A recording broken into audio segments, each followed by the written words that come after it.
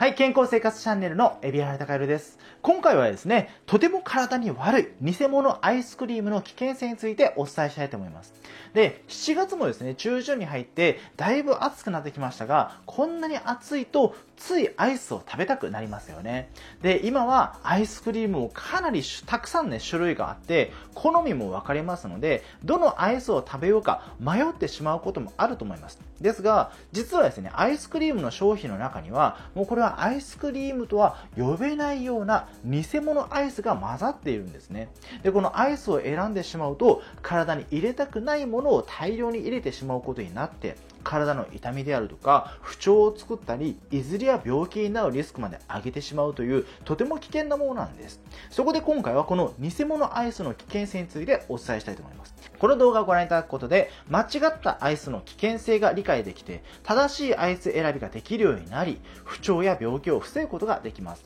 逆に動画をご覧いただかないと、今後もずっと間違った選び方で危険なアイスを選んでしまい、どんどん体が悪くなって不調を作ったり、老化が早くなったり、病気のリスクを上げてしまうことになりますので、ぜひ最後までご覧になってください。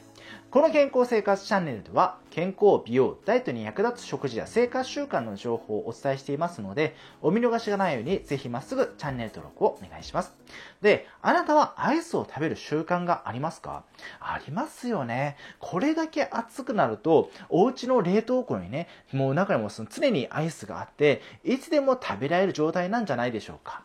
暑い。もうこんな時はなんか冷たいものでも食べたいな。そういえば冷凍庫にアイスがあったから、あれ食べちゃおうかな、みたいなのがもう今日2回目みたいな。そんな人もいますよね。で、しかしですね、アイスは特に注意してもらわないと、かなり糖質と脂質が高いですし、消化が難しい乳製品ですから、簡単に太ってしまうのもそうですし、不調を作ってしまうんですね。で、これはいくら正しいアイスの選び方をしていたとしても、食べ過ぎると当然ながらリスクがありますので、まずは食べ過ぎはやめましょう。その上で今回の選び方が重要となってきます。というのも、冒頭でお話ししたように偽物のアイスクリームがあるからなんですね。で、実はいわゆるアイスというのは4種類あるんですよ。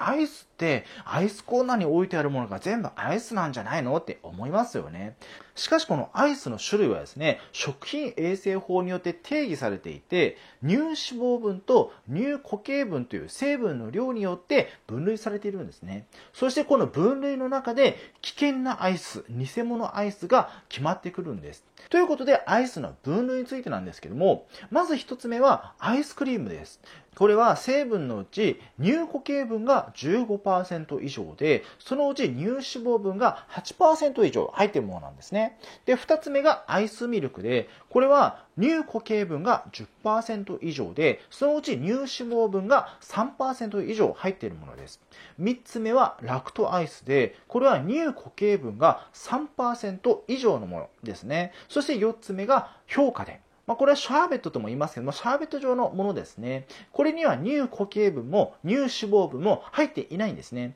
このような分類になっているんです。で、このうちですね、アイスクリームは一般的に高級品で、例えばハーゲンダッツであるとか、ああいった製品で高いじゃないですか。こういったものが、アイスクリームになります。そのハーゲンダッツでもね、そのアイスクリームだけではないものもあるんですけどね。そしてアイスミルクとか、ラクトアイス、氷菓というふうに価格が安くなっていく傾向があります。で、乳成分の含有量が少ないものほどどんどん安くなっていくんですね。ただですね、氷菓になるとこれはシャーベット状ですから、もはやアイスクリームとは呼べないと思います。ただ、例えばですね、かき氷とか、ガリガリ君とか、昔懐かしいソーダ味のパキッと2つに分かれて友達をシェアできるような、ああいうものが氷菓になりますね。だからガリガリというか、ジャリジャリというか、舌触りが滑らかでないものは評価になります。そしてそれ以外のアイスミルクであるとか、ラクトアイスがよく普段ですね、気軽に食べられているアイスで、中でもラクトアイスはとても価格が安いですから、とても多くの方に食べられているアイスになります。だから安いですね、アイスクリームを買ったら、大体ラクトアイスなんですよね。ではですね、このうちどれが最も危険なのか、偽物のアイスなのかというと、これはですね、ラクトアイスなんですよ。でこれね、なんでかっていうと、乳成分はたった 3% でね、とても少ないのに、まるで牛乳をたくさん使って作っているように偽装しているからなんですね。そうなんですよ。ラクトアイスもアイスクリームも、そのアイスミルクも、そんなにその成分の違いは結構あるんだけども、そんなにその滑らかさというか、食べたその食感というかね、その味わいというか、あんまり違いを感じないものが、多いんですよ。それなんでかっていうと、その偽装されてるからなんですよね。まるでその牛乳をたくさん使っているように偽装されているから、そういった味わいであるとか、舌触りになってるんですよ。もうこれが評価になるとですね、もう偽装する気はないですから、もうジャリジャリ、ガリガリ、そんな感じなんですよね。ですから滑らかな、アイスクリームの中で、アイスの中で、最もその悪いものがラクトアイスなんですよ。ここまでね、悪い前振りをしておいてね、じゃあ商品名、ラクトアイスの商品はこれがありますみたいに言うと、これは確実に怒られそうですので、商品名は伏せさせていただきますが、アイスのですね、原材料のところを見ていただくと、この商品がどのアイスの分類に当てはまるかというのは、その上の方にね、上の方が、限ったわけではないんですけども、必ず記載してありますので、簡単にわかるんですよね。ですから、この原材料のところは必ず確認していただいた方がいいです。とても安くて滑らかな食感のアイスは、ほとんどがこのラクトアイスですから、見つけるのはとても簡単だと思います。で、あなたがもしもですね、今自宅の冷凍庫にアイスを買いだめしているのであれば、ぜひ確認してみてください。このラクトアイスがね、おそらく混ざっていると思います。で、このラクトアイスなんですけども、成分として入っている乳固形分は 3% 以上 10% 以下と1割以下しか乳成分が入っていないものなんですけども、食べてみるとまろやかでコクがあって、まるで牛乳をたっぷり使って作っているような食感や味がするんですね。これなぜだと思いますか？これはですね、牛乳を使っていないのに滑らかになるなんて不思議ですよね。で、これですね、実は植物油脂という油が使われているんですよ。アイスに油っていうふうに驚く方もいらっしゃるかもしれませんが、そうなんですよね。油を加えることで、その評価に比べてね、ガリガリ、ジャリジャリっていうところから、油が滑らかにさせてくれますので、そしてコクが出てきますので、これで味を調整しているんですね。で、これはコーヒーフレッシュと同じ仕組みなんです。で、あなたはコーヒーを飲むときにですね、ポーションタイプのミルクを入れたことがないですか？で、ポーションタイプのミルクって、これぐらいのね、大きさで、その、プチッと開けるとミルクが入っていて、コーヒーに混ぜると、まろやかになって飲みやすくなるあれですね。私はコーヒーが好きでね、もうブラックだときついから、この、ポーションタイプのミルク入れちゃってるわ。そんな方もいると思います。で、これはですね、コーヒーフレッシュと言うんですけども、実はこれも油から作られているんですよ。これは植物油脂に水を混ぜて乳化剤といってですね、水と油が溶け合う添加物を使うことで白く濁らせて甘味料や香料で味を整えたというまさに偽物ミルクなんですけども、ラクトアイスの場合もこれとほぼ同じなんですね。油を使ってですね、そして水と溶け合うように乳化剤を添加して、そして甘みをプラスする、香料を添加する。こうやってラクトアイスも作られているんですよ。このようにラクトアイスの場合には油が大量に使われていますので、アイスクリームやミルクアイスなどと比べるととても高カロリーになってしまって太りやすい食べ物になってしまうんですね。乳成分が少ないのに太りやすいものになってしまっているんですよ。で、アイスというのは全ての商品で糖質がとても多く太りやすいものなんですけども、さらにですね、ここに油の脂質が大量に加わることでさらに太りやすくなってしまっているんですね。もうこれはですね、糖質と脂質の塊で太りやすい栄養素のダブルタッグを組んだ状態なんですよ。もうその普通アイスというのはですね、乳脂肪分もあるんですけども、糖質がすごい幅を利かせてるんですよね。もう糖質でね、もう太らせますよみたいな、もうこんな生き立ってる状態なんですよ。太らせるぜっていう状態なんですよね。でもそこに加わってくるのは今度は油なんですよ。おい、俺も加えろよ、太らせるぜみたいな。この二人がもうタッグを組んだような、それがラクトアイスなんですね。ですから、そのラクトアイスを選ぶととても太りやすいですので、やっぱりこれはね、取りすぎっていうのは注意が必要です。しかしですね、ラクトアイスの危険性は太りやすいだけではないんですよ。これはですね、油の性質も問題になってくるんですね。で、ラクトアイスに使われている油はパーム油といって危険な油だと言われています。パーム油はインドネシアであるとかマレーシアから輸入されていて、長期間の船での輸送による油の酸化を防ぐために酸酸化防止剤として BHA という食品添加物が使われているそうなんですね。で、この BHA はラットを使った実験において発がん性があることが分かっているというとても危険な添加物になります。さらにパーム油は飽和脂肪酸という摂りすぎを注意したい油を大量に含んでいて、これはですね、肉であるとか卵とか牛乳や乳製品などの動物性の食品に多く含まれる油なんですね。で、飽和脂肪酸を摂りすぎると血液中の中性脂肪であるとか悪玉コレステロールが増加してしまいますので、血液がドロドロになってしまって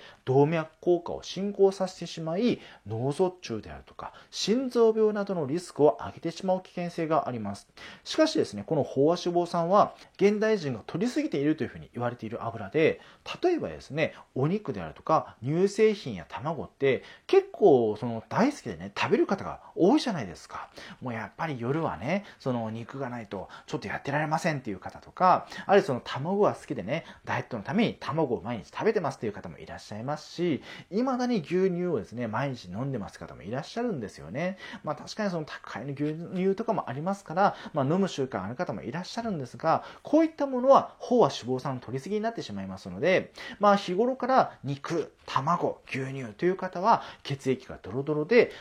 動脈硬化も進行してしまっていて、生活習慣病のリスクも高い。そこにアイスがプラスされていますので、アイスのパーム油がね、ラクトアイスのパーム油が加わることで、さらにリスクが高まっているということになるんです。でね、この飽和脂肪酸というのはですね、植物性のですね、不飽和脂肪酸といって、動物性の油と植物性の油って大きく分けると違うんですよね。で、この不飽和脂肪酸をですね、これは魚であるとかお野菜にたくさん含まれているんですけども、これを取った方がいいんですよ。そうすることでバランスを取ることで、リスクを減らすことができるんですね。しかしですね、このお肉であるとか卵であるとか、あるいは乳製品好きな方って、これらの魚であるとかお野菜って、あんまり好きではない方が多いんですよ。どっちかというと二極化する傾向があるんですね。私は肉と卵と乳製品大好きですっていう方と、私は健康志向ですから野菜とね、お魚を中心に食べてますよっていう方と分かれちゃうんですよね。私はお肉も好きだけど、お魚もね、積極的に摂ってますし、卵と乳製品摂る代わりにお野菜もたくさん摂ってますって方は、なかなかそういったバランスのいい方っていらっしゃらないんですよね。ですから飽和脂肪酸ばかりを摂ってしまって、不飽和脂肪酸はあまり摂らない方が増えてしまったため、今生活習慣病となり命を落とす方が増えているんです。ですからただでさえ現代人の食生活は肉食になってしまったために、養殖化してしまったために飽和脂肪酸が多すぎて危険性が高い状態なのに、もうそこにアイスを投入することで、これはですね、追い飽和脂肪酸という状態で、もう飽和脂肪酸が多い状態にもう追い打ちでね、飽和脂肪酸を入れている状態、追い打ちしている状態なんですね。もう体の中はもう大変ですよ。もう飽和脂肪酸だらけでね、血液がもうドロドロなんだ、もう取るのをやめてくれなんて言ってる状態なのに、もううるせえと、もう夏だからアイスも食べるんだよ、もっともっと飽和脂肪酸入れてやるからな、そんな状態なんですよね。だからあなたの体はもう今悲鳴上げてるんですよ。もうただでさえ血液ドロドロなんだから、もうさらにね、飽和脂肪酸立つのやめてくれよっていうふうにもう悲鳴を上げてる状態なんですよね。ですからパーム油は控えるべきものなんですけども、これがラクトアイスに分かりづらく入っていますので、知らず知らずのうちにどんどんパーム油を摂取して病気のリスクを上げてしまっているんですね。しかもラクトアイスには非常に多くのパーム油が使われていて、ラクトアイス1個で1日に必要な脂質の6割を摂取してしまうとも言われています。ですから脂質の摂りすぎという面でも危険性が高いんですよね。で、パーム油はアイス以外にもカップ麺であるとかフライドポテトとか、様々な食品に知らない間に使われていますので、日頃から取りがちな油なんですね。パーム油って安いですからいろんなものに使いやすいんですよ。しかしパーム油は大腸がんなどの発がん性であるとか、糖尿病の発症リスクであるとか、寿命が短くなる危険性などが指摘されていますので、取る量というのはできるだけ減らしたい油なんです。またパーム油以外にもナテネ油であるとか大豆油などのサラダ油がアイスにね、ラクトアイスに使われていることがあるんですけども、こちらの場合には飽和脂肪酸のリスクは減るんですが、今度はトランス脂肪酸という危険な油が含まれていて、そのリスクが上がってしまうんですね。で、トランス脂肪酸は悪玉コレステロールを増やしてしまって善玉コレステロールを減らすという血液をドロドロにさせてしまうリスクであるとか、動脈硬化を促進して脳卒中であるとか心疾患のリスクを高めてしまったり、免疫機能の低下や発がんリスク、認知症や糖尿病リスクへの関与も指摘されているんです。ですからラクトアイスに使われている油はパーム油だろうがサラダ油だろうが危険性がつきまとうんですね。で、またラクトアイス以外にも低糖質のアイスとかノンシュガーのアイスなども注意が必要です。で、最近はですね、糖質が太る原因になっているということで、広く知られてきましたので、その糖質を取りすぎたらいけないよという話がね、よく知られてきましたので、低糖質の食べ物であるとかスイーツが流行ってきているんですね。ですが低糖質でありながら甘くないとね、アイスって売れませんから、これはね、低糖質で甘みもありませんというアイスは売れないですよね。もうそんなアイス食べたくないじゃないですか。ですから、矛盾してるんですよ。この矛盾のせいで危険な製品が生み出されているんですね。それが人工甘味料を使ったアイスなんです。で、例えばですね、人工甘味料を使ったジュースはね、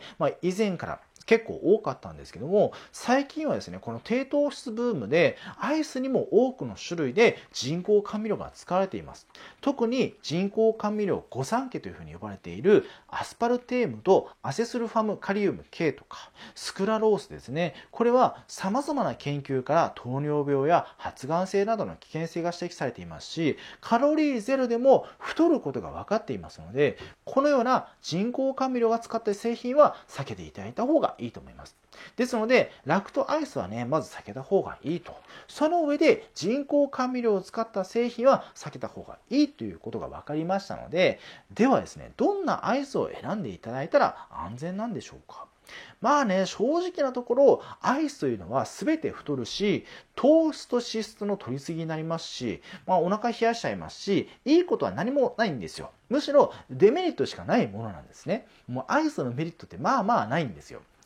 美味しいというメリットはありますけれども、もうそれ以外ないんですよね。ですが、このようなデメリットを踏まえた上で、まだですね、最悪の製品よりもマシなアイスが何かといえば、まずはアイスクリームです。で、これは最初の分類のところでお話ししたように、成分のうち乳固形分が 15% 以上で、そのうち乳脂肪分が 8% 以上入っているものですね。で、アイスクリームであれば、牛乳のコクであるとか、旨味がすでに入っていますから、余分な甘味料であるとか、油とか食品添加物を足す必要がないですので、比較的安全な商品が多くなります。そしてもう一つですね、アイスクリームよりも安全性が高い可能性があるアイスがあるんですが、それは評価なんですね。で、評価は乳成分を含んでいないものですので、乳成分のせいで消化が難しいというリスクを減らすことができます。しかし代わりにですね、かき氷のように色をつけてしまうものが多いですから、着色料が多くなってしまう傾向がありますので、そのような製品はちゃんと原材料を見ていただいて避ける必要がありますね。で、アイスの中でおすすめの製品なんですけども、それはですね、井村屋の小豆バーがね、とりあえずはおすすめです。これあなたもご存知じゃないでしょうか。昔からある小豆バーですよね。で、カッチカチのやつですよ。もう噛んだらもう最初ね、もう冷凍庫から出したら噛めないようなあれですね。で、これは原材料がですね、砂糖とか小豆とか水飴、コーンスターチ、食塩、もうこの5つで非常にシンプルで食品添加物がないものなんですよ。ですから市販のアイスであればこちらが最もおすすめです。で、市販品じゃなくてもね、いいからもっといい製品はないのかなって言われるとですね、もっといい製品ってあるんですけども、市販品でね、すぐに手に入りやすいもので言えばこの井村屋の小豆バーがいいんじゃないかなというふうに思います。で、またですね、もう一つおすすめなアイスがあって、それは豆乳飲料を凍らせたアイスなんですね。で、豆乳飲料ってご存知でしょうか。よくお店に行ったらですね、これぐらいかな、これぐらいの小さなパックで、長い長方形のパックでいろんな味が付けられている豆乳のパックのやつってあるじゃないですか。あれをですね、パックごと冷凍庫で凍らせるんですよね。するとその味のシャリシャリの豆乳アイスが出来上がるんです。ただですね、このような豆乳製品自体にも甘味料であるとか添加物が使われているものもありますから、絶対に体にいいというわけではないんですけども、少なくとも市販のアイスの大半よりはいいスイーツにはなると思います。で、豆乳アイスの作り方はね、ネットで調べたらたくさん出出てきますから、ぜひチャレンジしてみてください。ということで今回は偽物アイスの危険性についてお伝えしました。特に夏はですね、アイスを食べる量がとても増えてしまいますし、お子さんはそのリスクを知らずにパクパクアイスを食べてしまいますので、いつの間にか様々なリスクを上げてしまう危険な食品なんですね。ぜひですね、アイスのリスクを知った上で、どうしてもアイスが食べたい時にだけ、たまにだけ食べるというアイスとの付き合い方を始めましょう。私の整体やサポート付きのファスティング、そして今回の内容のブログに興味を持っていただけたら、下の説明欄からご覧になってください。で、また、今回の内容がためになったなと思っていただけたら、チャンネル登録するかはね、お任せしますが、ぜひもう一本動画を見ていただけると嬉しいです。では次回の動画でお会いしましょう。バイバイ。